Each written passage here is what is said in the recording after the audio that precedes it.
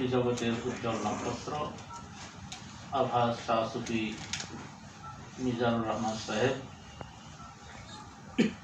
উপস্থিত অন্যান্য অতিথিবৃন্দ, বিভিন্ন প্রতিষ্ঠানের সম্মানিত অধ্যক্ষ, উপাধ্যক্ষ, মুহাদ্দিসিন ইকরাম, ফুকাহা ইকরাম, উলামা ইকরাম, আমি প্রত্যেকের শুকরিয়া আদায় করছি।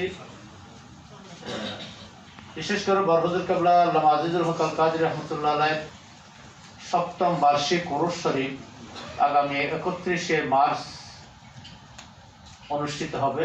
সে উপলক্ষ করে আমাদের এই বিভিন্ন কর্মসূচি রয়েছে। তার মধ্যে হুজুরের কর্মময় জীবনী এটা একটা পর্ব ছিল। এটাকে আজকে এখানে আমাদের সিফাতুল আলিয়া মাদ্রাসার অনার্স বিভাগ থেকে সেটার ইন্তজাম করেছেন। যারা এসেছে আমি প্রত্যেকের শুকরিয়া আদায় করছি, মুবারকবাদ জানাচ্ছি, কৃতজ্ঞতা প্রকাশ করছি। পাশাপাশি প্রত্যেককে আমি আগামী 30 এবং 31শে মার্চ সবাইকে দাওয়াত দিচ্ছি। আমরা প্রত্যেকে বরহুজুর কেবলার যে আদর্শ, যে কর্মময় জীবনী, সেখান থেকে আমরা আমাদের আদর্শকে গ্রহণ করে আমরা সামনের দিকে